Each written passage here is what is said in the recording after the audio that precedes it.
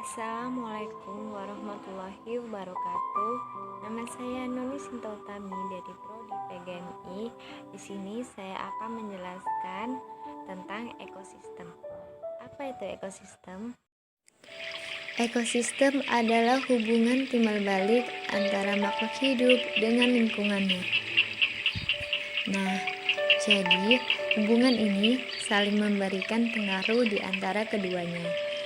Ekosistem terdapat di sebuah belahan bumi. Ada ekosistem hutan, ekosistem laut, ekosistem padang rumput, dan lainnya. Ekosistem tersusun atas individu, populasi, dan komunitas. Yang pertama, individu adalah makhluk hidup yang berdiri sendiri dan secara fisiologis bersifat bebas atau tidak mempunyai hubungan dengan sesamanya. Individu juga disebut satuan makhluk hidup tunggal, misalnya seorang manusia, seekor hewan, atau sebatang pohon. Yang kedua, populasi adalah sekelompok makhluk hidup dengan spesies yang sama, yang hidup di satu wilayah yang sama dalam kurun waktu yang sama pula.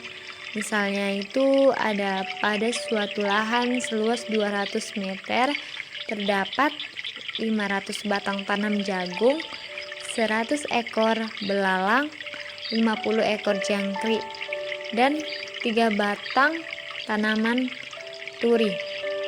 Yang ketiga, komunitas terdapat diartikan sebagai seluruh populasi yang menempati daerah yang sama. Misalnya, dalam suatu komunitas kebun terdapat berbagai populasi pohon kelapa, populasi pohon mangga, rumput, semut, dan lainnya. Kemudian, ekosistem terbagi dua jenis, yaitu ekosistem alami dan ekosistem buatan. Jadi yang pertama itu ekosistem alami. Sudah ada di alam atau jenis ekosistem yang terbentuk dengan sendirinya tanpa campur tangan manusia, diciptakan Tuhan. Jadi contohnya itu kayak laut, sungai, hutan. Yang kedua, ekosistem buatan yang dibuat oleh manusia atau kata lain terbentuk karena adanya campuran tangan manusia. Hal tersebut guna memenuhi kebutuhan manusia. Contohnya sawah, kolam, bendungan, akuarium. Nah, selanjutnya apa saja komponen dari ekosistem? Yang pertama itu ekosistem biotik dan ekosistem abiotik. Yang pertama komponen biotik. Semua makhluk hidup yang terdapat dalam sebuah ekosistem atau tumbuhan, hewan, mikroskopik seperti bakteri.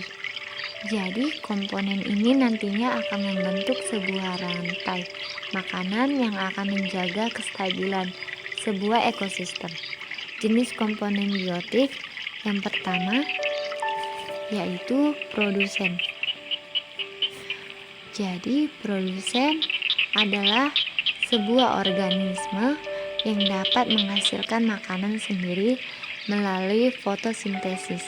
Contohnya itu tumbuhan hijau, bisa juga rumput, padi, dan sayuran-sayuran hijau. Dan di atas ada sebuah gambar rumput yang berperan sebagai produsen. Selanjutnya, yang kedua, konsumen.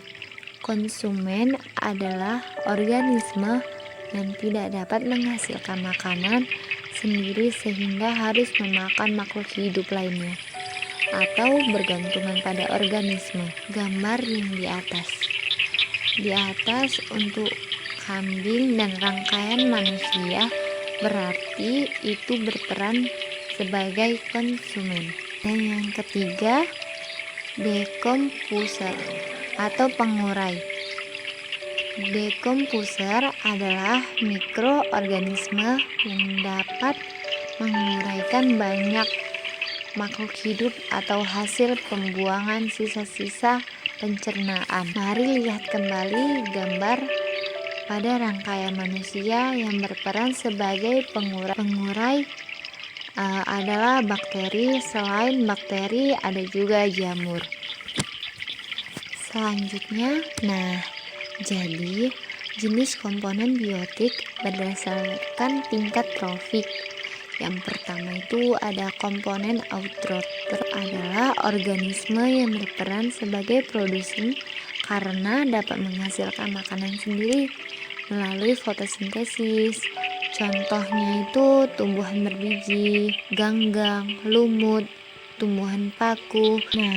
Selanjutnya komponen heterotrof yang berperan sebagai konsumen karena tidak dapat menghasilkan makanan sendiri. Sebagai tingkatannya, yang pertama konsumen 1, hewan herbivora, hewan omnivora, dan yang kedua hewan karnivora, pemakan. Konsumen yang ketiga hewan karnivora, pemakan karnivora, hewan omnivora, dan yang terakhir dekomposer dan pengurai. Disimpulkan bahwa adanya hubungan timbal balik di antara komponen-komponen dalam ekosistem dapat membuat kehidupan bisa berjalan dengan seharusnya.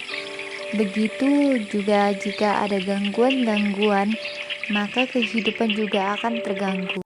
Inilah pengertian dari ekosistem dan juga komponen-komponen ekosistem, dan semoga bermanfaat bagi kita semua dan menambah wawasan untuk kita.